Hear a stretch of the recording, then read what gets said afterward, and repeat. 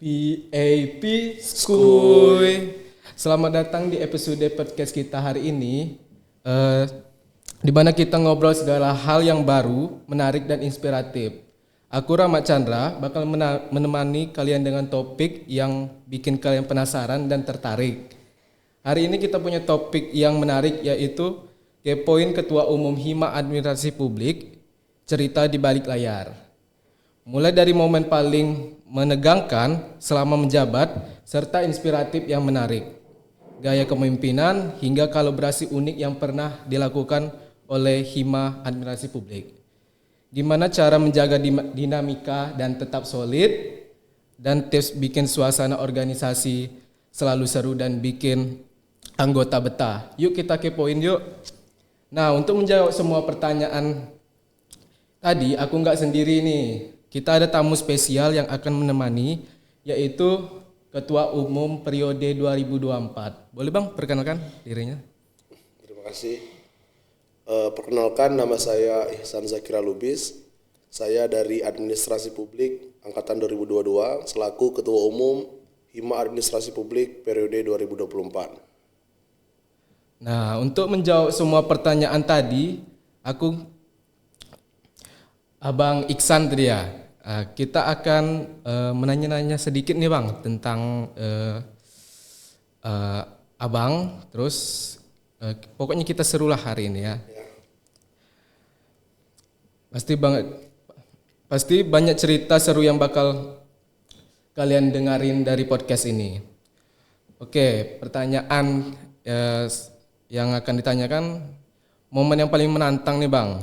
Bisa ceritakan momen paling menantang selama Abang menjabat sebagai Ketua Umum itu seperti apa sih? Boleh dijelaskan? Kalau untuk momen menantang, itu sebenarnya setiap agenda yang diadakan Hima Administrasi Publik, sebenarnya itu semuanya menantang. Menantang adrenalin, menantang hal-hal yang sebelumnya belum pernah dijumpai. Tetapi ada satu hal yang di periode kepengurusan ini yang mungkin cukup menantang dan sangat menantang, itu ketika kepengurusan ini dihadapkan dengan disnatalis himpunan, tapi ditumburkan dengan persiapan ke Temu Admi 2024 di Yogyakarta. Oh ya, yang kemarin ya. Ya, jadi saat itu semua yang di Hima itu sedang fokus mempersiapkan Temu Admi. Tapi di satu sisi lagi kami saya terutama harus membagi fokus antara mempersiapkan Temu Admi dan mensukseskan disnatalis. Mungkin yang paling menantang itu sih dari segi pendanaan. Biaya yang dikeluarkan untuk ketemu admi itu bukan biaya yang sedikit. Mulai dari administrasi yang harus dibayarkan ke panitia Temu Admi 2024, ongkos pergi, makan dan lain-lain. Masalah pendanaan. Dan juga masalah pendanaan itu tidak ada di backup full oleh kampus. Mungkin kampus akan mensubsidi, kampus akan membantu, tapi tidak full. Untungnya seperti inilah himpunan. Himpunan itu kan berkeluarga. Jadi banyak senior-senior, alumni-alumni yang mengulurkan tangan, yang memberikan bantuan untuk kami delegasi Temu Admi dari Hima Administrasi Publik Visip Unip untuk berangkat Temu Admi ke Jogja. Dan alhamdulillah mungkin sudah 10 tahun lebih Hima Administrasi Publik ini tidak terlibat di agenda nasional.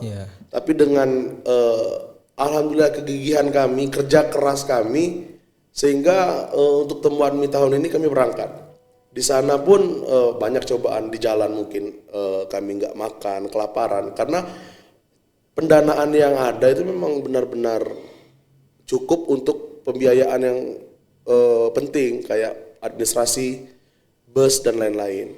Tapi di balik itu kami para delegasi kemarin itu berhasil menuai prestasi. Kami berhasil membawa best presentation 3 di Temu Admi Yogyakarta. Itu yang bisa kami sembahkan untuk Hima, itu yang bisa kami kasih untuk para senior alumni, karena bantuan dari mereka pun kami tidak menyia-nyiakan kesempatan ini. Kami berhasil memperoleh best presentation 3 pada Temu Admi 2024. Itu mungkin cukup menantang, mulai dari proses persiapan hingga di sana pun kami berusaha beradaptasi dengan keadaan-keadaan yang di sana. Tapi ya cukup menantang lah untuk ketua umum selanjutnya, diperjuangkan untuk agenda-agenda nasional selanjutnya, jangan sampai downgrade, harus ikut selalu di agenda nasional demi kepentingan Hima, eksistensi Hima dan proses-proses di Hima gitu. Seru ya ceritanya tadi Bang. Ceritanya menantang dan menarik juga. Terus bagaimana sih Abang menghadapi dan apa yang Abang dapatkan dari pelajaran terbesar yang Abang dapatkan di sana waktu di Jogja kemarin ketemu Admi? Pelajaran berharga. Ya, pelajaran yang. Kalau pelajaran berharga banyak pelajaran yang kami dapatkan. Tapi mungkin kalau misalkan kawan-kawan yang di rumah belum tahu, kemarin kami tuh bertiga berangkat, bukan saya sendiri. Saya selaku ketua umum, terus ada Agrieldi Triantono selaku kepala bidang kerjasama organisasi, dan satu lagi Fatma Rahmawati, itu dari Administrasi Publik 2022. Kami berangkat bertiga untuk ketemu Admi di Yogyakarta. Kalau untuk pengalaman tadi ya? Pengalaman yang Abang dapatkan, pelajaran. Kan di sana tuh ada 44 kampus yang ikut di Temu Admi 2024. Tentunya kami setiap jeda agenda resmi, kami selalu mengadakan sharing session. Kami selalu ngobrol-ngobrol terkait himpunan masing-masing. Di sana kami sharing-sharing tentang proker-proker di himpunan masing-masing. Gimana mereka menjalankan proker, gimana tradisi Hima mereka berjalan di sana, itu kami melakukan sharing-sharing di sana kan. Pengalaman yang kami dapatkan mungkin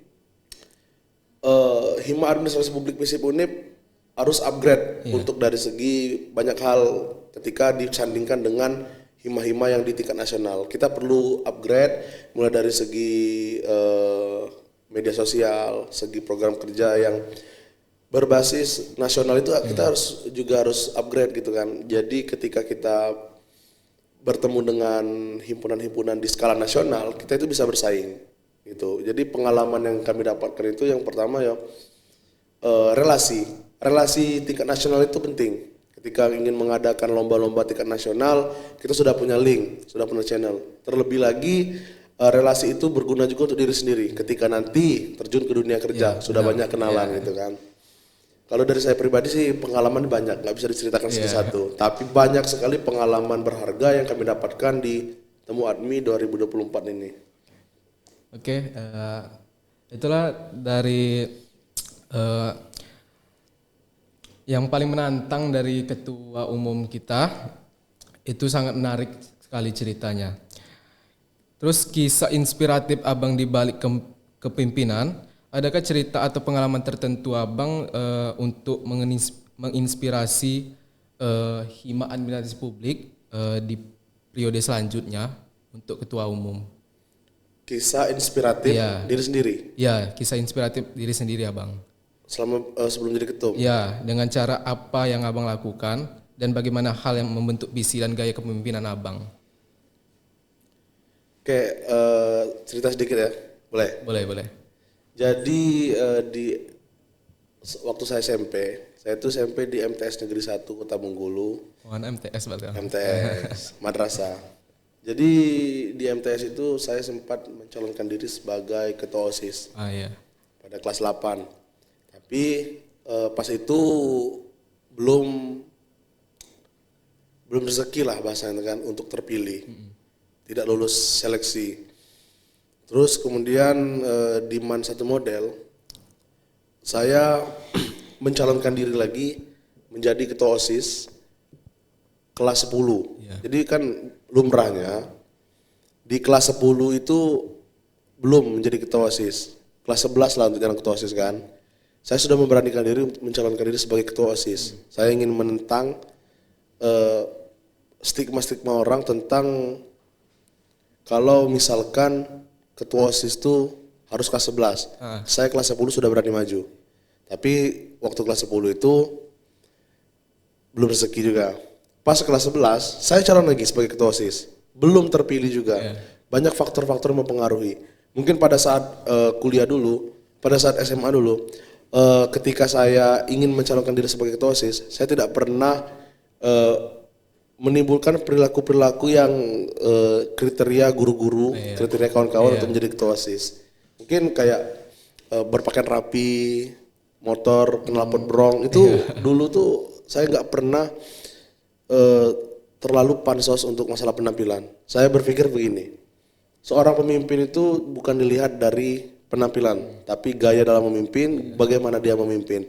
Penampilan itu nomor 2 untuk seorang pemimpin. Gimana dia bisa memimpin organisasi itu tetap berjalan. Tetapi idealisme saya pada saat itu mungkin tidak bisa dipakai di kalangan SMA. Pemikiran orang ketua OSIS itu harus rapi, harus pintar, harus dekat dengan guru, segala macam. Pada saat itu saya idealis, tapi nggak bermanfaat idealis itu karena orang nggak mikir ke arah situ. Karena ketua OSIS itu adalah sebuah contoh lah bagi kawan-kawan SMA kan, nggak terpilih juga. Jadi dengan berkali-kali gagal menjadi ketua OSIS mulai dari SMP sampai SMA, saya pun termotivasi untuk terus belajar sampai di bangku kuliah. Sebelumnya nggak pernah terpikir sih mau jadi ketua umum tuh, belum pernah terpikir karena berat kan. Dulu semester 1 pun kemarin udah sempat terpikir mau tes abdi negara kan. Tapi seiring dengan berjalannya waktu, seiring proses-proses yang dihadapi di Hima waktu menjadi peserta, motivasi untuk menjadi pemimpin itu timbul lagi. Ketika itu saya memang serius betul berproses, belajar betul tekun untuk bisa layak menjadi seorang pemimpin. Jadi untuk sekarang saya mendapatkan posisi ketua umum ini bukan suatu hal yang gampang, bukan seperti membalikkan telapak tangan. Proses-proses yang dilalui itu mungkin gak semua orang sanggup untuk merasakan proses menjadi ketua umum. Terlebih ketika menjalankan, gak semua orang sanggup untuk menjalankan posisi ketua umum.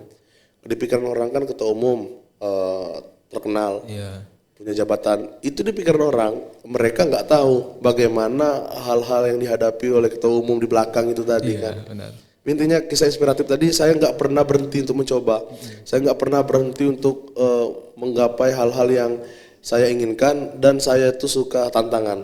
Ketika saya memikirkan hal itu, saya harus mendapatkan itu. Gitu kalau saya sih. Lebih ke inspiratif dari diri sendiri itu nggak pernah menyerah untuk menggapai hal-hal yang diinginkan. Berarti abang sangat aktif ya dari sekolah sampai ke kampus ini.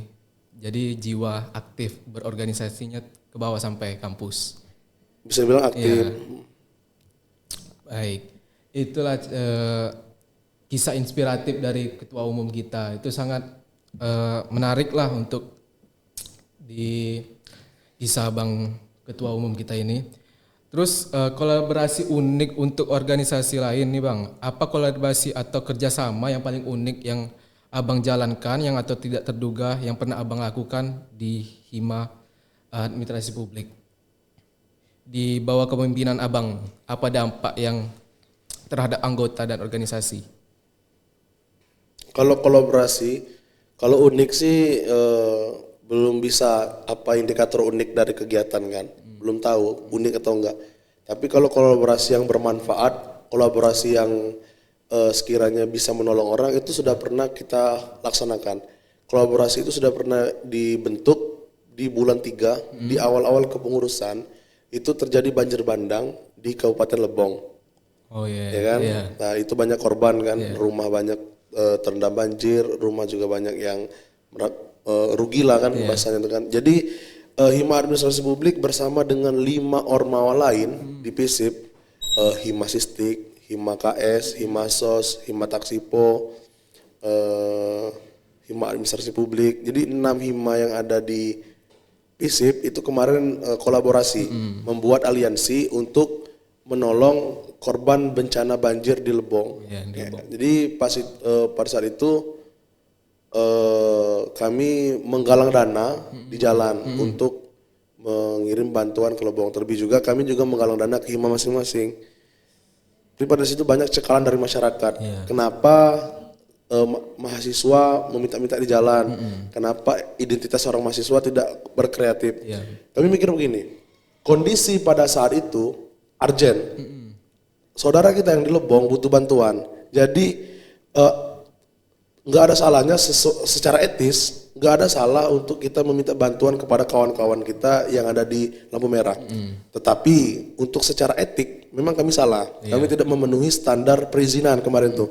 nggak izin di dinsos, nggak izin ke kampus untuk kami turun ke lampu merah. Tapi kalau secara etis kami merasa kami memiliki empati. Kami turun langsung untuk membantu saudara-saudara di Lebong kemarin. Mungkin ini sebuah hal-hal kecil, tapi makna yang kami berikan ke orang Lebong ini mungkin bisa membantu.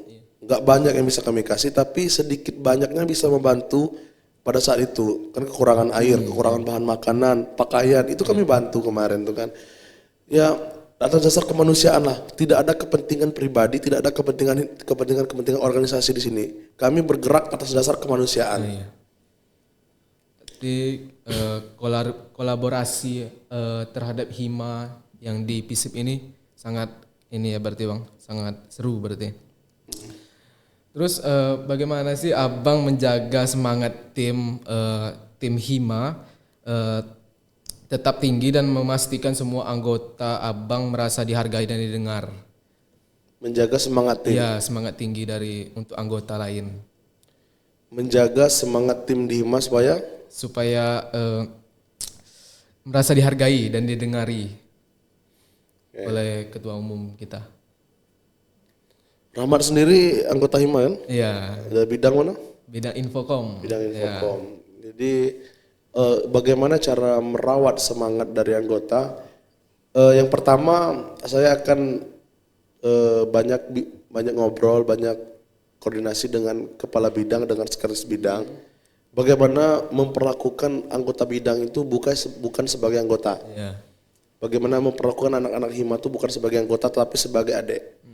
Adik-adik di himpunan yang akan berproses, yang akan dibentuk untuk menjadi pengganti-pengganti kami, yang akan menjadi penerus-penerus di hima. Jadi ketika kami mendoktrin diri kami sendiri untuk anggota ini bukan cuma anggota hima, tapi adik-adik kami di hima yang perlu kami tanggung jawab untuk proses-proses mereka kan.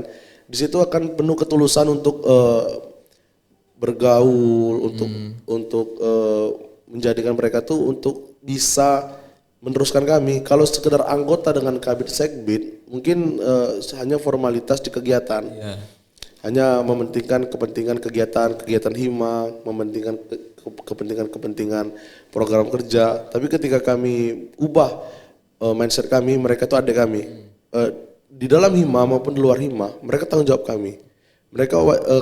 Kami bertanggung jawab atas proses yang mereka alami di hima. Ketika kedepannya kami tinggalkan hima tidak berjalan baik-baik saja di tangan adik-adik kami yang bertanggung jawab. Jadi doktrin yang dibuat oleh pengurus inti pada tahun ini itu mereka semua ini adik-adik kami yang akan kami proseskan untuk mengganti kami ke depannya. Jadi baik buruknya mereka itu tanggung jawab kami gitu kan. Jadi ketika sudah memiliki pemikiran seperti itu, Kabid Sekbid ini lebih merangkul anggota yang ada di hima. Lebih mengajak anggota-anggota di hima untuk misalkan bukan hanya di agenda hima, seperti ngajak-ngajak agenda non formal kan. Ngajak ke agenda-agenda di misalkan nyanset bareng nih, nyanset bareng, bakar-bakar, terus nongki-nongki bareng kan. Jadi itu tuh membuat anggota-anggota hima tadi ini nyaman ketika memiliki abang atau mbak kabid sekbid yang merangkul anggota-anggota bidang tadi. Dan mungkin pastilah setiap periode kepengurusan akan ada pasang surut. Di setiap periode kepengurusan bakal ada anggota-anggota yang hilang semangat. Tapi ketika itu kami akan terus memotivasi, menanyakan kabar, malahan untuk menjenguk ke kediaman ataupun ke kosan dia, kenapa gak hadir lagi di hima, kenapa semangatnya hilang di hima. Kami akan tanyakan permasalahan-permasalahan yang ada, mungkin dia gak mau cerita kan sama kami sekbid kan, dia gak terlalu terbuka kan, bisa dialihkan ke teman-temannya dulu. Jadi biar dia tetap semangat berhimpun, dia tetap semangat di hima, itu rangkulan yang diberikan oleh kepala bidang dan sekretaris bidang itu memang harus penuh, harus lebih. Bahasa kasarnya gini, harus peduli kepada anggota dulu kabid sekbid itu dibanding dengan pacar masing-masing. Anggota bidang nomor 1, pacar nomor belakang, itu doktrin yang diberikan. Semoga terjalanlah hal-hal yang seperti itu kan. Baik, oke. Terus apa yang abang lakukan buat bikin anggota hima administrasi publik itu nyaman, terus pengen terus aktif di organisasi tersebut? apa yang abang lakukan biar mereka nyaman gitu? Rahmat ini udah nyaman belum di Hima? Alhamdulillah lah nyaman kan. Alhamdulillah sudah nyaman. Apa gimana tadi? Yang abang lakukan untuk bikin anggota Hima merasa nyaman dan terus aktif di organisasi, apa yang abang lakukan? Sebelum itu Ada tipsnya nggak? Rahmat minum aja dulu biar tidak serak lagi. Soalnya kan kita ngobrol kan perlu minum kan. Boleh minum bang? Oh jadi. Makasih ya. Ya.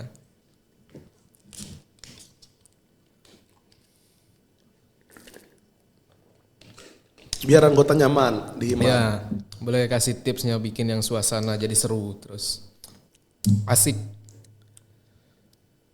Yang pertama kita hilangkanlah tradisi-tradisi senioritas yang berlebihan di kepengurusan.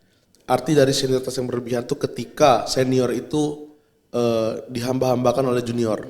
Junior menghamba-hambakan senior. Tradisi seperti ini yang harus kita hilangkan. Tapi senior dan alumni itu perlu dihormati dan dihargai, bukan dihambakan. Senior dan alumni itu bertanggung jawab untuk proses adik-adiknya, bukan datang ke kegiatan marah-marah tanpa memberikan saran. Itu bukan identitas seorang alumni dan senior. Jadi ketika kita ingin membuat anggota nyaman di Hima, yang pertama rangkulan sebagai seorang teman tadi. Anggap mereka teman, jangan sebagai junior dan senior. Ketika doktrin junior dan senior tetap berlanjut sampai sekarang, penghambaan terhadap senior itu tetap ada, orang tidak akan betah di Hima di zaman sekarang ini kan. Karena benturan-benturan tentang organisasi mahasiswa yang tidak relevan lagi itu banyak sekali di media sosial. Jadi mahasiswa sekarang terdoktrin untuk organisasi itu tidak bermanfaat, organisasi itu tidak berguna. Oke. Ini boleh gak di luar topik ya? Jadi pesan untuk kawan-kawan di rumah, ketika ada kawan-kawan yang memikirkan, kawan-kawan yang berpendapat bahwasannya organisasi mahasiswa itu tidak penting, berorganisasi itu tidak penting. Yang penting itu kuliah. Oke, kuliah penting. Kuliah itu tujuan utama. Tetapi sembari kita kuliah, kita harus berproses di organisasi. Ketika kita kuliah, kita akan dihadapkan dengan soal-soal. Dan ketika kita fokus kuliah, selesai kuliah, kita akan terbiasa menjawab soal-soal. Kita akan bisa dengan mudah menjawab soal-soal. Tetapi ketika berorganisasi, kita akan bisa menjawab persoalan. Persoalan yang terjadi di lingkungan kita, persoalan yang terjadi di masyarakat pun bisa menjadi pelajaran kita untuk bisa menjawab persoalan-persoalan yang terjadi di dunia kerja nantinya. Beda antara soal dan soal-soal. Ketika kita bisa menjawab soal, kita akan mendapatkan nilai 100. Tetapi ketika kita bisa menjawab persoalan, kita akan bisa mendapatkan nilai-nilai, yaitu value. Value tadi, itu yang penting ketika kita berorganisasi. Banyak pengalaman didapatkan di organisasi, bukan hanya sisi-sisi negatif yang banyak terjadi sekarang kan, tapi di luar itu banyak sekali pengalaman yang bisa kita ambil di Hima. Jadi intinya untuk kawan-kawan yang masih berpikiran berhimpun itu tidak penting. Kuliah itu untuk mencari nilai, sedangkan organisasi tempat kita mencari nilai-nilai. Nilai-nilai itu value. Itu yang harus kita terapkan terus. Kita doktrin diri kita untuk bukan menyepelekan organisasi kampus gitu. Oke, baik. Itulah tips dari ketua umum kita untuk merasa nyaman di Hima Administrasi Publik. Wah, nggak kerasa nih obrolan kita udah hampir habis ya. Terus Oke, bentar. Tadi kan agak belum terjawab tuh soal bikin nyaman kan. Oh iya. Kalau untuk biar nyaman di organisasi itu, kawan-kawan ini harus tetapkan tujuan. Apa kawan-kawan tujuan bergabung di organisasi? Ketika kawan-kawan nantinya jenuh, merasa bosan dalam berorganisasi, dalam berhima, kawan-kawan pikirkan kembali apa tujuan kawan-kawan masuk Hima tadi. Jadi rasa nyaman itu sebenarnya bukan hanya timbul dari faktor rangkulan dari senior, rangkulan dari kabid sekbid, tapi rasa nyaman itu juga harus muncul dari diri sendiri. Ketika kita nyaman dengan lingkungan itu, ketika kita nyaman dengan lingkungan yang ada di Hima, itu balik lagi ke tujuan kita. Ketika kita tidak memikirkan tujuan lebih di Hima, mungkin nggak terlalu penting. Hima itu nggak terlalu penting. Ketika tidak ada tujuan lebih di sana. Tapi ketika kita sudah punya tujuan yang lebih, punya tujuan yang nantinya bisa berguna untuk kita, rasa nyaman itu mungkin bakal selalu mendampingi itu kan. gitu. Jadi pesan untuk anak-anak Hima, nyaman-nyaman ada organisasi gitu kan, nantinya dapat pelajaran-pelajaran yang berharga ke depannya gitu kan. Nah, boleh nih untuk anggota-anggota Hima Administrasi Publik dengerin kata-kata ini abang kita ini. Terus oke, obrolan kita hari ini udah hampir habis nih. Jadi terima kasih banget Bang untuk podcast kita hari ini. Udah setia dengerin dari awal sampai akhir.